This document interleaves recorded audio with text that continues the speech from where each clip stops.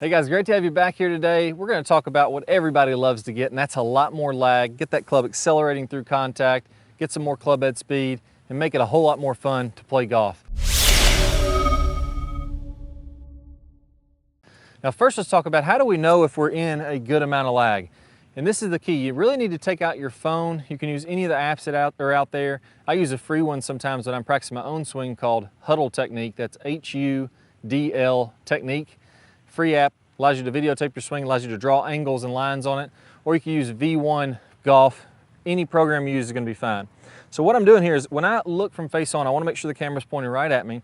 And as I'm starting my downswing, when my left arm is parallel to the ground, I want to see that club shaft about 65 degrees. So if I take it from the butt end of the club down the forearm or level with the ground, I want to measure this club shaft and I want to see a 65-degree angle there.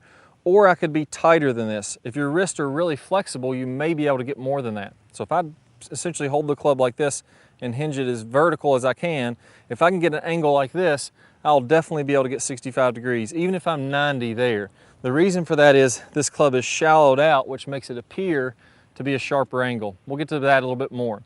Now, if I'm between 65 and say 90 degrees, that's kind of the yellow zone. I don't really want to be in there. As I start to get closer and closer to 90, man, I'm going to have a tough time creating some speed. Anything less than 90 degrees like this, you're going to be in the red zone. That is going to really hurt your swing speed. You're going to lose tons of yardage. I haven't seen a lot of golfers that are consistent that get around that 90 degrees and more angle. So 90 is kind of the max where you're really pushing it to be able to get some good swing speed. So if we know that, go ahead and grab your camera, videotape your swing. It's going to be very similar. Everything from a pitching wedge all the way to a driver, that lag is going to be very similar. And see where you at. Are you in the green, the yellow, or the red zone? And you'll know what you're working with. So the goal is, let's get everybody into the green zone. Now the first key with this is, we have to have, if I'm going to get this really sharp looking angle with lag, a lot of that is my wrist setting, but some of that is this club shallowing out behind my body. You can see as I start to go more behind my body, it looks like a sharper angle. And as I go steeper, this looks like less sharp of an angle. So what we're going to do in our practice swings here to get the feeling for this is I want you to take the club halfway back to where you'd be on an angle here, and I want you to put the club vertical. Now on your downswing, what you're going to feel is you're getting this type of emotion. So let's go ahead and make our swing.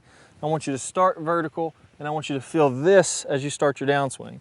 Go ahead and do that about 10 times for me. I'm starting vertical, I'm getting this as I start down, and that's really going to exaggerate that shallowing out motion.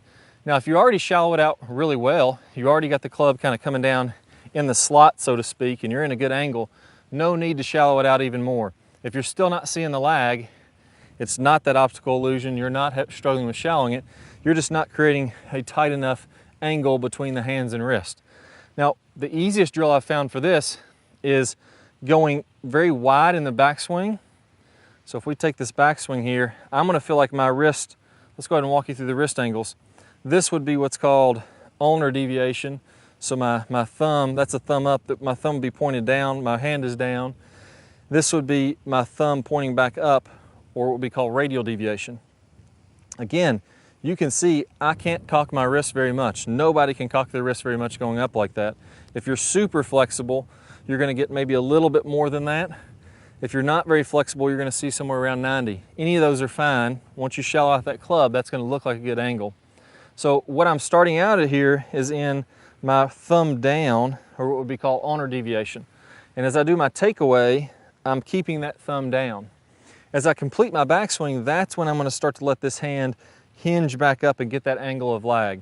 I'm also going to feel like as I do that, as I complete my backswing, I start my downswing, I'm going to feel like this club drops completely behind my back like this. That's the sensation. Again, that's really exaggerated. I'm not actually doing that, but that's a sensation you want to have. So do another 10 practice swings where I'm going back, very little wrist set, and as I set my wrist, I'm going to let my hands get loose on the club just to give you exaggerated feeling. I'm going to feel this. My club is dropping behind my body, then I'm swinging on through. What that's going to do for you is as you start down, that's going to tighten up that angle. Let's put those to the test. I would do 10 to 15 practice swings, shallowing, like we talked about, 10 or 15 practice swings, letting that club go wide and then tighten up and drop behind your body. Feels like the club head's going to be way back here somewhere, and then we're going to swing on through. Now, you don't have to exaggerate it so much. that you lose your grip. If the club starts moving around your hands, you're just over-exaggerating. This isn't an over-exaggerated drill, but that's the feeling that you're gonna have. So we're gonna do 10 of these, just like that. I'm really swinging some speed. Now once I'm comfortable, let's go ahead and put it on the flight scope. Let's make sure my flight scope is live here. All right, so now let's give it a whirl. Got the same feelings. Really gonna let one rip here. All right, hit that one well. Hopefully I got a good amount of lag. Let's see what the club head speed did. And we're gonna see that should be pretty high, maybe high 110s. So the club head speed on this one, according to the flight scope there, was 120.1. That was really good. My carry was 283 and my total distance was 309.2. So I hit that one really well. Let's go ahead. I think one of the best things you can do is to try to exaggerate both feelings. I have a really tough time doing the opposite of that. I've just swung so many times talking about lag and doing lag drills that it's tough for me to get steep and kind of cast the club. But I'm gonna try that. I'm gonna try to do my best job to cast, and let's just see what the distance does here. So this one I'm gonna do the opposite. I feel like I'm steep. I feel like that club is, I'm setting the club early and then it's coming out like this. And let's kind of see what we can do. It's just so awkward. I really feel like, it doesn't matter how hard I swing, I just can't get anything on it. I feel like I'm pushing the club. I'm really not getting that whip through contact, and I'm using every bit of strength I have, and it's just like the club will not listen to me. It won't accelerate on its own. Swing speed down to 101, so I lost 19 miles an hour swing speed, 216 carry. It's calculating a lot of roll here because it was so low, but I lost about 40 yards of distance almost on that swing. So work on those keys. Shallow the club, get that club head to fall behind your back and tighten up as you start that downswing. Get in that green zone, and you have to videotape your swing to make sure that you're doing it exactly right. Hi guys, hope y'all enjoyed that video. If you did, there's another piece of this, something that's missing. If I make a short turn, so if I don't make a very long backswing, it's everything I got. My natural tendency is gonna be to swing with all arms to try to make up for that short turn and get some more speed. So if you are casting, take a look at your shoulders. You're probably not making a big enough backswing, and that's what we call the power turn in the Top Speed Golf system. And I got a bonus video that's gonna play for you here in a second. We're gonna talk about how to load that up, how you don't have to be very flexible to actually make that happen. You're gonna get easier speed, more distance, and it's actually gonna be easier to get that lag that we worked on in this video because you'll have so much more time.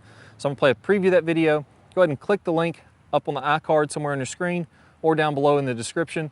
We get instant access. I can't wait to help you get that bigger turn, add it with that lag, and you're gonna be cranking the ball. But with the correct technique, we can all hit it with really good distance without a lot of muscular effort. And it all starts out, the very first thing you have to do is get a good powerful turn to load up the body. And it's not only in golf, but in all sports we have to rotate the body. At least 90 degrees with the shoulders as you swing to the top. Preferably, we can go even a little bit past 90 to really get loaded up.